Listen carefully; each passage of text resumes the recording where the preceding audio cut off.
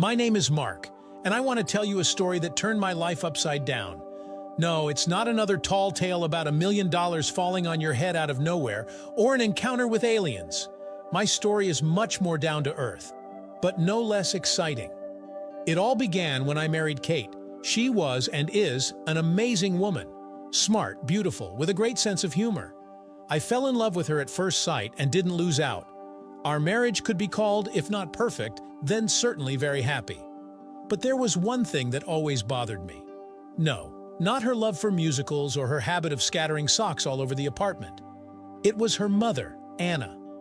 From our very first meeting, I felt something more than just affection for her. Anna was an incredibly attractive woman, though a couple of decades older than me. Her intelligence, charm, and a certain special grace could not leave one indifferent. Of course, I never let it show. I was always extremely polite and friendly, playing the role of the perfect son-in-law. But inside me, such passions were raging that it was time to write a script for a soap opera. I convinced myself that it was just a fleeting infatuation. After all, I'm not some kind of lustful male who can't control himself. I have a wife, children, obligations. A mother-in-law is taboo. You can't even think about it. But the heart, as we know, won't be ordered. And every time I met Anna, I felt like everything inside me turned upside down. Her smile, her gaze, her light touches, it all seemed to burn right through me. God, what is this? Why, of all the women in the world, did I have to fall for my mother-in-law? It's like some kind of joke, for God's sake.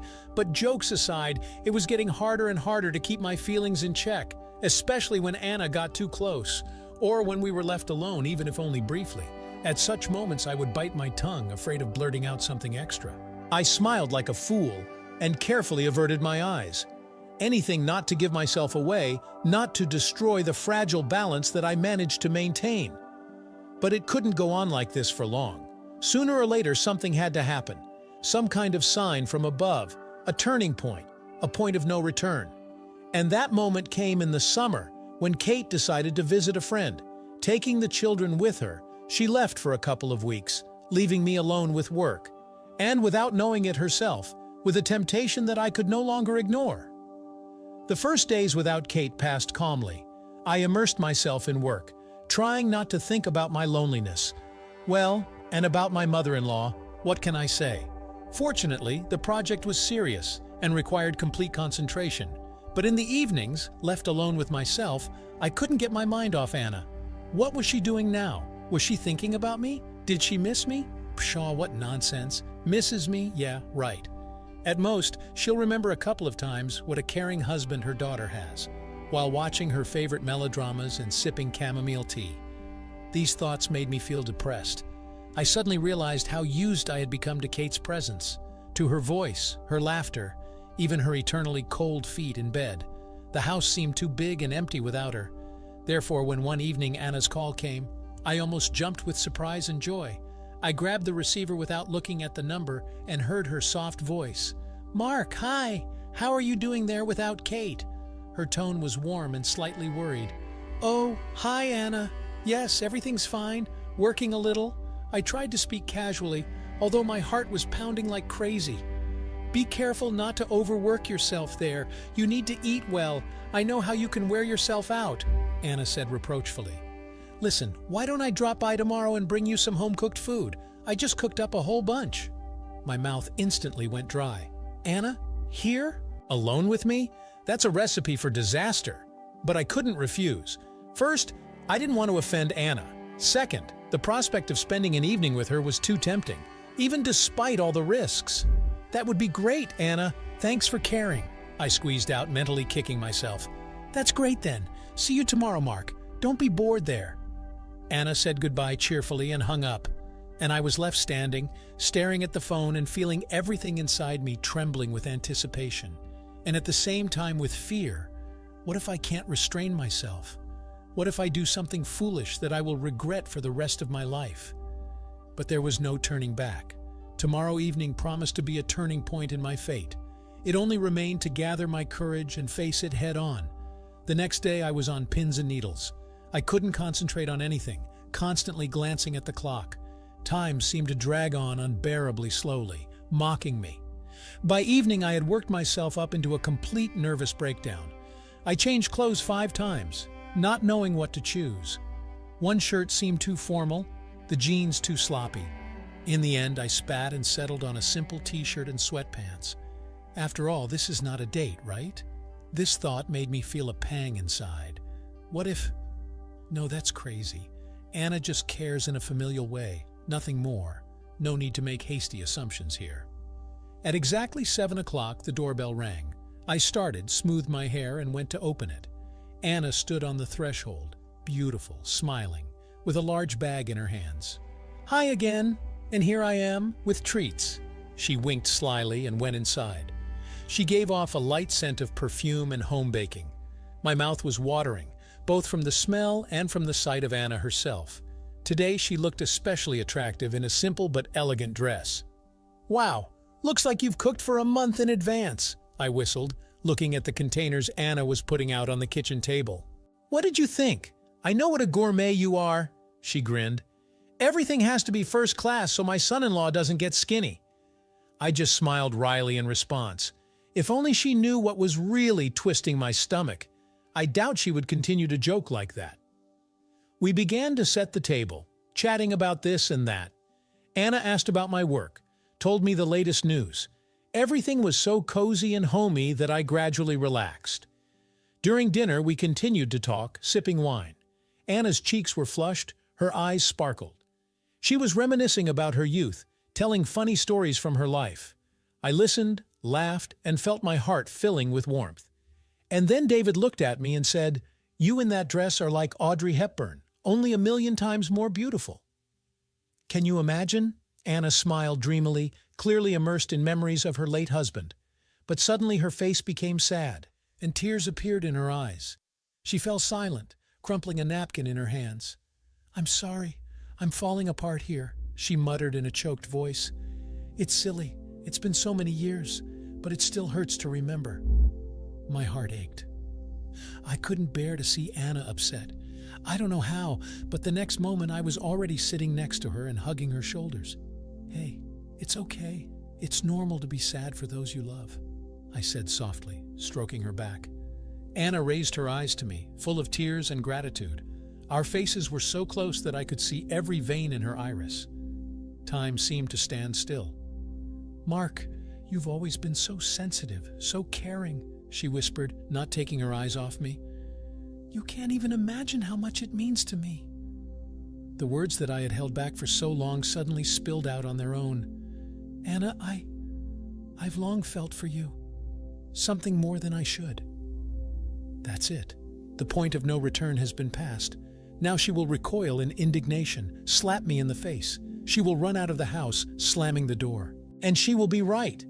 But Anna didn't move. She just looked at me for a long time, probingly. And then suddenly, she reached out and touched my cheek with her fingertips. My breath caught. Her touch was so gentle, so tender, not at all like what I expected. "I guessed it, Mark. I saw the way you look at me," she said quietly, continuing to stroke my face. "And I was afraid to admit to myself that I feel the same way about you." These words sounded like a thunderclap on a clear day. Could it be this is not a dream? Could Anna really... Everything else happened by itself. We reached for each other at the same time like two oppositely charged particles. Our lips met in a kiss, at first timid, almost weightless, and then bolder, hotter, more insistent. I held Anna close, pressing her to me, burying my fingers in her hair. I kissed her as if I wanted to forever imprint her taste in my memory. She responded with no less fervor, moaning and arching in my arms. I don't know how we ended up in the bedroom. Everything was happening as if in a fog, purely on instinct. Clothes flew to the floor, baring heated skin. We couldn't tear ourselves away from each other, entwining in an embrace, caressing, exploring every inch of our bodies. And then there was a flash, blinding, stunning, making you forget about everything in the world. We made love so selflessly, as if it was our last time, or the very first, the most important. Anna's name escaped from my lips at the moment of the highest pleasure. Her cry echoed in my soul. We froze, breathing heavily and looking into each other's eyes. At that moment, we were not just lovers. We were one, two halves that had finally found each other. Only after some time did reality begin to seep into our consciousness, bringing with it the realization of what had happened. And fear. What now? How to deal with this burden, with this terrible, beautiful secret? We lay in silence, each thinking our own thoughts. I felt my heart pounding somewhere in my throat. Lord, what have I done? Betrayed my wife, destroyed my family. And for what? A moment of weakness? But looking at Anna, so lost and subdued, I suddenly realized it was worth it. Every moment, every breath. It may be wrong, it may be immoral, but I didn't regret anything. Mark, what do we do now? Anna asked quietly, peering into my face. Her eyes were filled with tenderness mixed with anxiety. I swallowed and stroked her cheek. How I wanted to say, let's run away, start all over again, just you and me against the whole world. But I couldn't. Too much was at stake. I don't know, honey. I really don't know, I sighed. But one thing I can say for sure, I don't regret anything, and I will never regret it. Anna smiled sadly and nodded. She seemed to understand. We had no other choice, only to keep our secret, carefully and reverently, like the greatest treasure. We lay in each other's arms for a long time, afraid to let go, as if it could prolong the magic of the moment, postpone the inevitable. But sooner or later we had to get up, get dressed, return to the real world, where we are just relatives. Son-in-law and mother-in-law, nothing more. And what happened between us is just a sweet dream that will dissipate with the first rays of the sun. But I knew, even years later, the memory of that night would warm my soul. Because Anna gave me something that many can only dream of, real, all-consuming love. And even if we are not destined to be together, I will always keep our secret until my last breath, as a reminder that miracles do happen, even if not always in the form we expect. The morning brought with it an oppressive hangover, and it wasn't about the wine. It had already left no trace in my head. Much worse was the realization of what Anna and I had done. In the light of day, our night of passion seemed unreal, as if I had seen a dream that was too bright, too realistic. Only the traces of kisses and the slight pain in my body reminded me that it was all real. Anna left early, saying almost nothing in farewell. She only gave me a long, sad look before disappearing behind the door. And I understood her. Words were superfluous. We both knew that what happened must not be repeated. But it didn't make it any easier. Everything inside me was tearing, screaming, begging to catch up with her, to enfold her in my arms, to kiss her until I was dizzy, to forget everything and run away wherever my eyes looked. But I couldn't. I had no right. We had families, obligations, and destroying them because of a fleeting flash of passion would be the height of selfishness. So I stayed standing in the middle of the kitchen, lost, devastated, with a broken heart and a sense of guilt the size of the Grand Canyon. The next days turned into torture for me. I went to work, smiled at my colleagues. In the evenings I walked in the park, trying to distract myself somehow. But my thoughts invariably returned to Anna. How was she doing? Was she also tormented by pangs of conscience? Did she remember our kiss, our caresses? Or had she already put it out of her mind, resigned to the inevitable? These questions made me feel even worse. I was in torment, unable to find a place for myself. Even my favorite hobby, building ships in bottles, brought no comfort. A couple of times I was tempted to call Anna, at least just to hear her voice, but at the last moment I chickened out and hung up. What would we talk about? How to pretend that nothing had happened? The only bright spot was the calls from Kate. She told me how much fun she was having with her friend. She joked, laughed, shared her plans for the future, and I listened and felt my heart torn with shame. God, why is everything so complicated? Why can't you love two women at the same time without hurting anyone? Yeah, I guess that's the way this world works. You have to pay for everything good. The days dragged on excruciatingly slowly.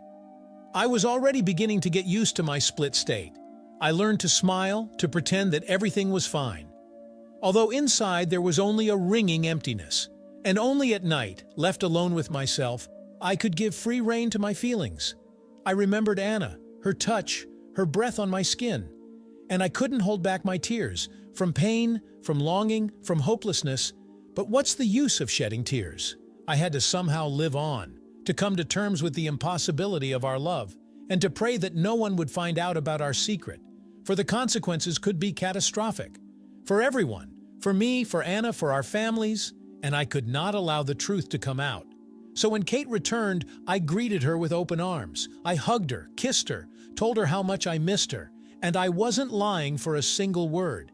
It's just that my love for her was different now. Not as bright, sparkling as my love for Anna, but calmer, more familiar, native. But can you ever come to terms with the fact that someone else has settled in your heart? Can you pretend that everything is the same when a hurricane rages inside? I didn't know the answers to these questions.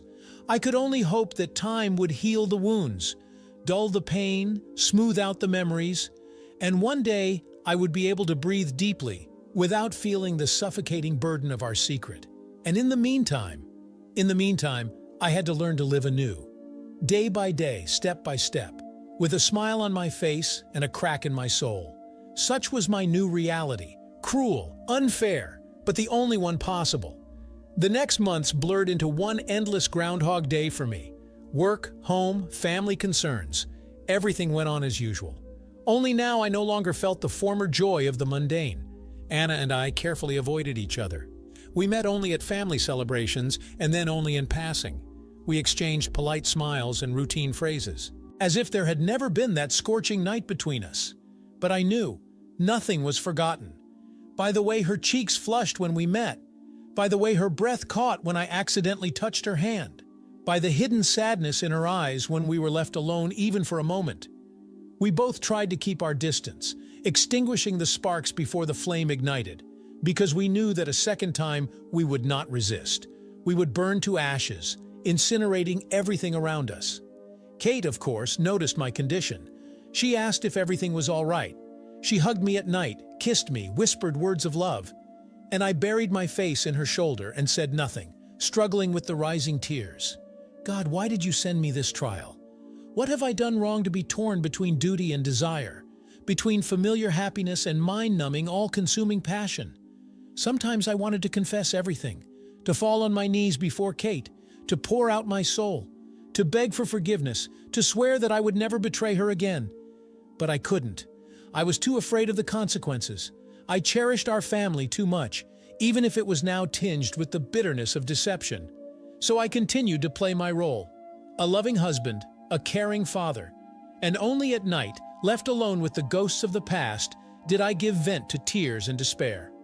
How many times I was tempted to call Anna, to hear her voice, to say how much I missed her, to confess that I loved her no matter what. But each time I stopped myself, realizing that I couldn't. I would only make things worse, for her and for myself. Months passed. Gradually, the sharpness of feelings dulled. Longing gave way to a dull, nagging pain, but it didn't get any easier. I learned to live with the burden of our secret. I learned to smile through the pain, to pretend that everything was fine. I almost convinced myself that I could forget, let go, bury the past. But every time I accidentally met Anna's gaze, everything came back. A whirlwind of emotions, an avalanche of memories, and a painful tugging feeling in the pit of my stomach, longing for what could have been. And then one day, the thing I feared most happened. The thing that destroyed the fragile balance I had so painstakingly built up over these months. Anna and I ran into each other at the supermarket door. She was going out, I was going in. For a moment we froze, looking into each other's eyes. So much was left unsaid in her gaze, so much hidden pain, that it took my breath away. "Hi, Mark," she said quietly, trying to smile, but it was just a pathetic grimace. "Hello, Anna," I answered just as quietly, struggling with the urge to take her in my arms, to comfort her, to protect her from the whole world, from myself. We were silent, not knowing what to say. What can you even talk about in a situation like this? About the weather? About the latest news? "Well, I'll be going. Things to do," Anna finally forced out, and skirting me almost ran to the car, and I just stood there, lost, crushed, with a keen sense of déjà vu. After all, this was exactly how she had run away from me then, after our only night together. Apparently nothing had changed. We were still strangers, bound by one shameful secret, and doomed to carry this burden to the end of our days. I returned home as if in a fog. On autopilot, I had dinner, read a fairy tale to the children. I kissed the already sleepy Kate and went into the study, citing urgent work. But in reality, I just ran away. From reality, from myself, to be alone with my hopeless, unbearable longing. God, why is it like this? Why can't we be together if we love each other? Why do we have to hide, lie, pretend? Isn't this the worst punishment than open scandal and condemnation? These thoughts made me want to howl like a wounded animal that has nowhere to run from the pain, because the pain was inside, ingrained in my very soul. I wept quietly, my face buried in my hands, choking on silent sobs, afraid to wake up the household, and feeling with each tear the remnants of my strength flowing out of me. The desire to fight, to resist fate. Maybe to hell with this fight? Maybe I should forget everything and rush to Anna. Confess my feelings, beg for a second chance. What if she dreams about it too, just doesn't dare to take the first step? But common sense immediately rejected these insane impulses. No, Mark, that's enough. You've already made a mess. Now it's time to deal with it. Do you think abandoning your family is a way out? Do you think Anna will throw herself into your arms and you will be happy? No. You will destroy the lives of your loved ones. Everyone will be hurt, both Kate and the children. Your relationship with Anna will be poisoned by guilt and the bitterness of loss. It's not worth it. As much as I hated this sober inner voice, it was right. Anna and I had missed our chance. Maybe if we had met earlier, before my wedding to Kate. But now it was too late to guess. Our train had left. All that remained was to watch it leave and be content with memories. Bitter, searing, but so sweet. Tears gradually dried up. I got up and on stiff legs made my way to the bathroom. For a long time I washed with cold water, trying to erase the traces of my weakness. And then I looked in the mirror and grinned bitterly. A stranger was looking at me, pale, haggard, with eyes swollen from tears, a shadow of my former self, confident and cheerful. Now there was only endless weariness in my gaze, from lies, pretense, fighting with myself. But there was no choice. I had driven myself into this trap, and I had to bear the consequences myself, for Kate, for the children, and for Anna, so that the ghosts of the past would not disturb her. So I squared my shoulders and left the bathroom, with a firm intention to start a new day, with a smile on my face and a crack in my soul, and let everything bleed and fester inside. I will cope. Just because I have to. Such is the price of my forbidden happiness, and I am ready to pay it to the last cent. Years passed. Life gradually returned to its usual course: work, family, weekdays, and holidays. I learned to find joy in simple things, in the smiles of children, in the embraces of my wife, in quiet family evenings and noisy feasts. Anna and I no longer stayed alone. We even tried not to meet each other's eyes unnecessarily, as if we were afraid that if we let our guard down, everything would come back. Passion, pain, and unquenchable thirst for each other. Sometimes I caught her long, thoughtful gaze on me. At such moments, my heart would freeze and then begin to beat wildly. I wanted to go to her, to hug her, to whisper words of comfort in her ear, but I didn't dare. Too much was at stake, especially now that the children had grown up and begun to understand more than it seemed. The slightest hint of trouble, and our family would collapse like a house of cards. So I just nodded to Anna and looked away. I pretended to be engrossed in conversation or work, and inside everything writhed with pain and desire. That's how I lived, on two fronts. By day, an exemplary family man; by night, a lover torn by contradictions, balancing on the edge, afraid to stumble and shatter to pieces. There were moments when it became completely unbearable, when I wanted to forget everything and rush to Anna, to open my soul to her, to beg her to start over with a clean slate, just the two of us against the whole world. But time after time I stopped myself, reminded myself that this was just a selfish impulse, that you can't build your happiness on the misfortune of others. So I continued to bear my cross, day after day, year after year, with a wedding ring on my finger and a hoop around my heart. And only occasionally, in moments of weakness, did I take out our only night from the attic of my memory. I picked through the memories like beads, kiss by kiss, sigh by sigh. Did I regret what happened? Not for a single second. Yes, the consequences were heavy. The burden of secrecy at times seemed unbearable, but that flash of passion, that unity of souls, it was worth it. Anna showed me what true, all-consuming love is, a love that is above duty and morality, that sweeps away all obstacles and leaves behind only scorched earth. We were not meant to be together, but I will always be grateful to her for this experience, for awakening my heart, breathing life into it. Who knows? Maybe in another universe things turned out differently for us. Maybe there we found the courage to go against fate and stay together. I often imagined what our life might look like.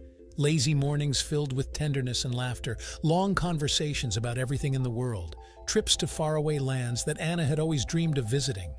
But these were just dreams, sweet, bitter, ghostly, and in reality, only stolen glances and longing for what might have been awaited us.